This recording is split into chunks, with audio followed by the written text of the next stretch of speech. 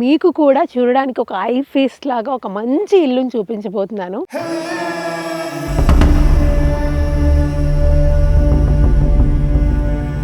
ఇక్కడ కూడా ఆర్టిఫిషియల్గా కనిపించకుండా ఉంది. ఇల్లు కట్టి చూడు పెళ్లి చేసి చూడు అంటూ ఉంటారు జనరల్గా, ఇక్కడ తెలుగు సామెత అది. నాకు ఇంట్లో మరీ ముఖ్యంగా చూడాలనుకునేది ఏంటంటే,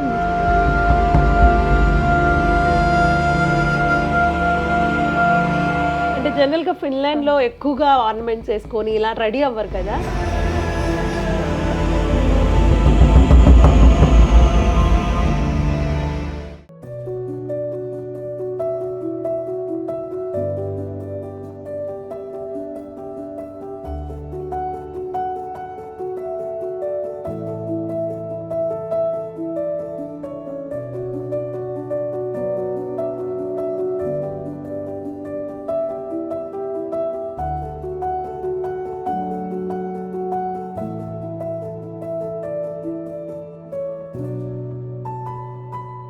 హాయ్ హలో నమస్తే, welcome to N media entertainments. So నా బ్యాక్గ్రౌండ్ ఇదంతా చూస్తే ఎక్కడో పల్లెటూరుకి వెళ్ళిపోయింది అనూష, ఏదో మంచి ఇంటర్వ్యూ ఏదో చేయబోతుంది అని అనుకుంటున్నారు కదా. కాదండి, నేను హైదరాబాద్లోనే ఉన్నాను.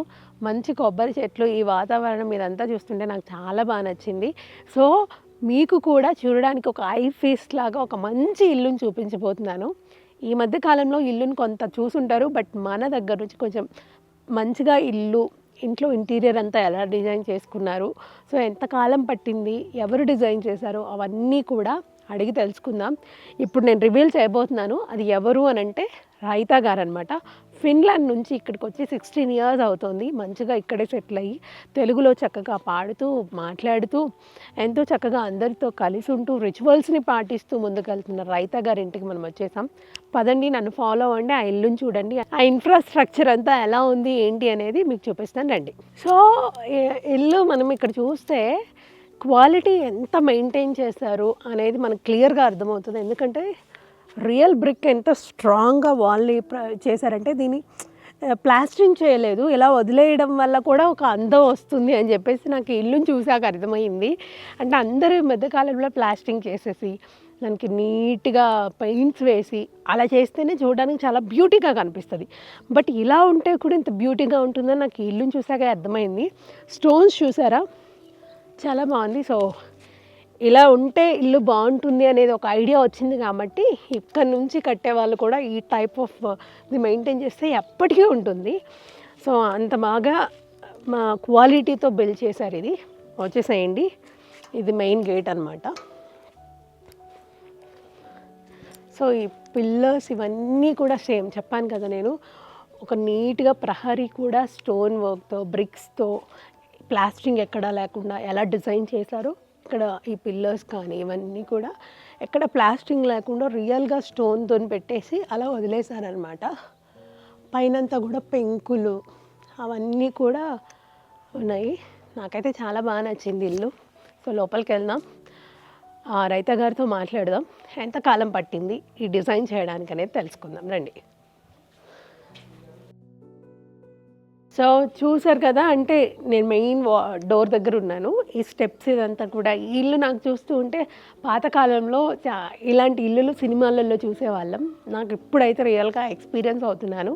దట్టు ఇంకొక యూనిక్ నాకు ఇక్కడ కనిపించింది ఏంటంటే, టెంపుల్ వైబ్ కనిపిస్తుంది అనమాట. ఇక్కడ వినాయకుడు, ఇక్కడ ఆంజనేయ స్వామి, ఇలా ద్వారం దగ్గర మెయిన్ డోర్ దగ్గర ఇలా స్టోన్తోనే ప్రజెంట్ చేశారు. ఇది కూడా మనకి చూస్తూ ఉంటే రియల్ స్టోన్ అనమాట. ఇదంతా కూడా ఎక్కడ కూడా ఆర్టిఫిషియల్గా కనిపించకుండా ఉంది. పెయింట్స్ అలాంటివి ఏమి అంత ఓవర్గా వేసేసి దాన్ని ఇలా చేయడం లాంటివి అయితే నాకు కనిపించలేదు. ఎలా న్యాచురల్గా ఉంటే బాగుంటుందో అలా న్యాచురల్గా ప్రజెంట్ చేశారు. డోర్ కూడా చూస్తే మనకు ఎంత బాగుందో చూడండి, neat antique finish. Lock system కూడా చాలా గట్టిగానే ఉంది దీనికి. సో మనకి పైన పెంకులు కానీ రాళ్ళు కానీ స్టోన్ వర్క్ కానీ నాకు ఎందుకు కాస్త కొత్తగా యూనిక్గా కనిపించింది. ఈ మధ్య కాలంలో ఇలాంటి ఇల్లు నేను ఎక్కడ చూడలేదు అనిపించింది. అంత బాగుంది. సో ఇప్పుడు డోర్ నాక్ చేద్దాం. రైతా గారు మనకు వెల్కమ్ చెప్పడానికి రెడీగా ఉన్నారని నేను అనుకుంటున్నాను. చూద్దాం.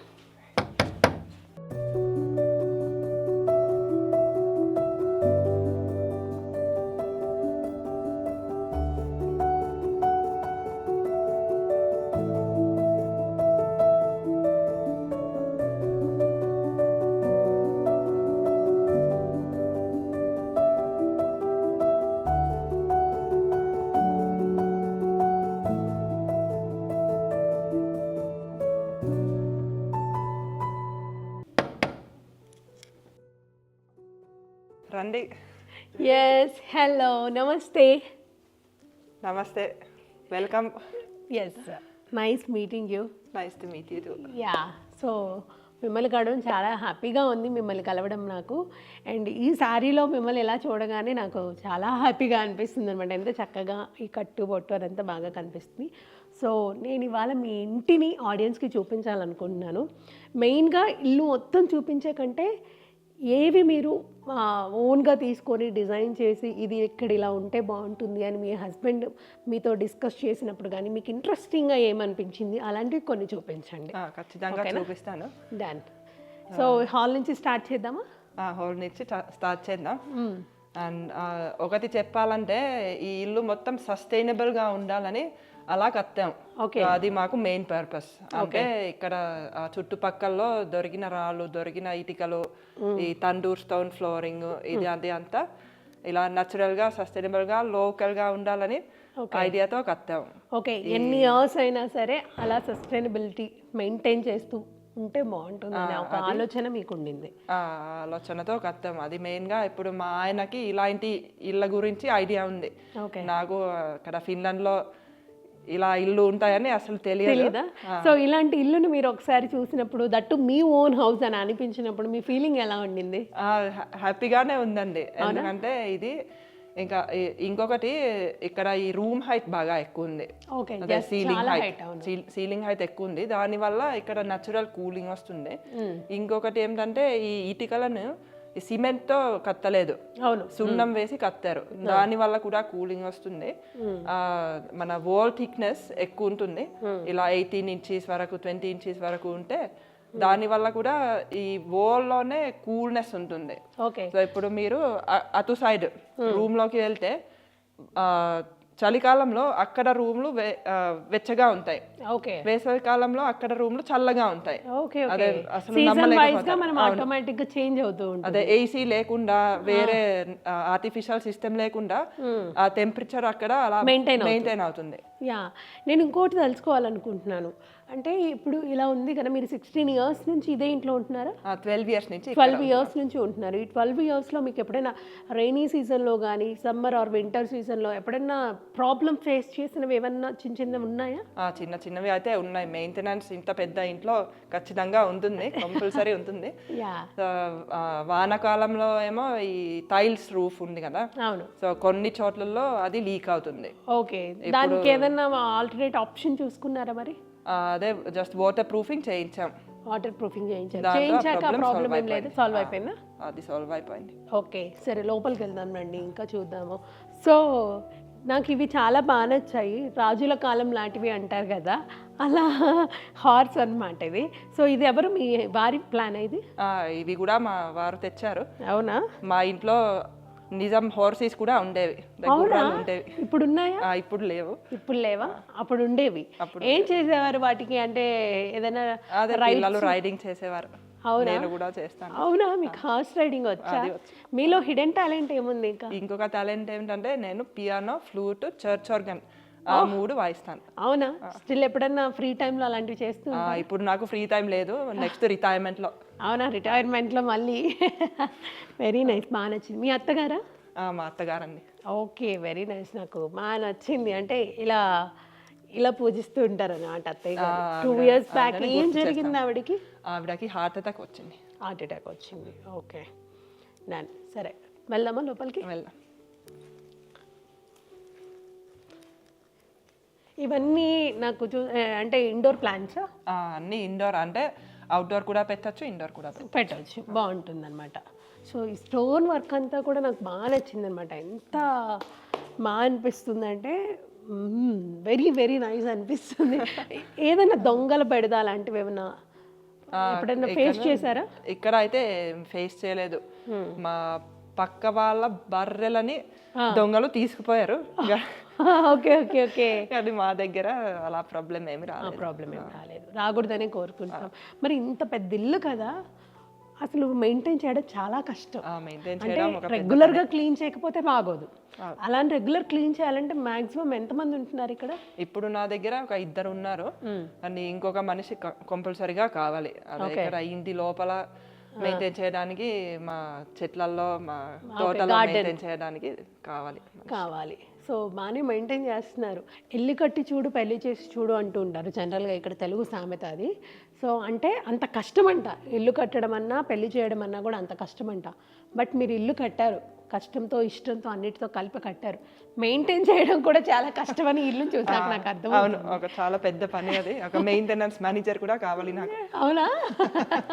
నిజమే, అలానే ఉంది, నాకు అనిపిస్తూ ఉందన్నమాట. బాగుంది, చాలా యూనిక్గా ఆలోచించి ఇది ఎప్పటికీ మీరు అన్నట్టు సస్టైనబుల్ ఉండాలి అనే ఒక ఆలోచన అనేది బాగా నచ్చింది మాకు. సో నాకు ఈ ఇంట్లో మరీ ముఖ్యంగా చూడాలనుకునేది ఏంటంటే మీ శారీస్ కలెక్షన్ చూడాలని ఉంది నాకు. చూపిస్తాను మీకు. చూపిస్తారా? వెళ్ళిపోదామా? వెళ్ళిపోదాం. సో మీ శారీస్ కలెక్షన్ చూపించే ముందు మీకు మెమరబుల్ అంటే మీ మ్యారేజ్ శారీ ఉందా? మా మ్యారేజ్ శారీస్ ఉన్నాయి, అదొకసారి చూపించండి.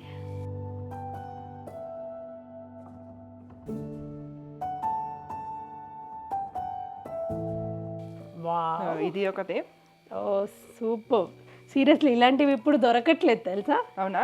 అవును, అంటే ఈ టైప్ ఆఫ్ డిజైన్లో ఇప్పుడు కొంచెం తక్కువ అయిపోయాయి. నైస్ శారీ. ఇంకా మా రిసెప్షన్ది కూడా. మీ మ్యారేజ్ శారీ ఇది మా రిసెప్షన్ శారీ. ఇంకా మ్యారేజ్ ఇలాంటివి దొరుకుతున్నాయి కానీ ఇలాంటివి కాస్త తక్కువ అయ్యాయి. Nice nice. మీ రిసెప్షన్ శారీ అప్పుడు ఎంత పెట్టి తీసుకున్నారు? అప్పుడు కరెక్ట్గా గుర్తులేదు కానీ ఒక 14,000 అలా ఉంది. ఇది అది కూడా అలాంటి రేంజ్లో తీసుకున్నాను. మీ రిసెప్షన్ శారీ మళ్ళీ ఎప్పుడన్నా అకేషన్స్కి కట్టుకుంటూ ఉంటారు ఇవి? నేను కట్టుకుంటాను, అవకాశం దొరికితే అప్పుడు కట్టుకుంటాను. ఓకే, ఇంకా మీకు ఫేవరెట్ శారీ ఏంటి? మీ శారీ ఫేవరెట్ శారీస్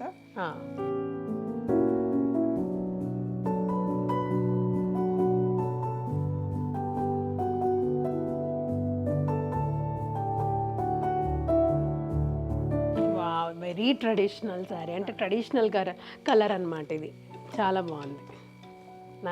ఇలా సింపుల్ స్టైల్ కూడా సింపుల్గా ఇలాంటివే బాగుంటాయి కూడా, రా సిల్క్లో అలా కొంచెం బాగుంటాయి.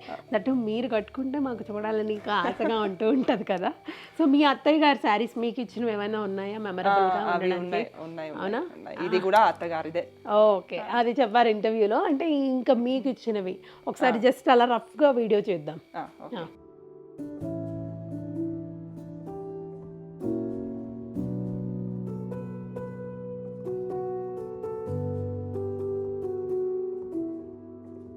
ఇది మీ అత్తగారి వారా?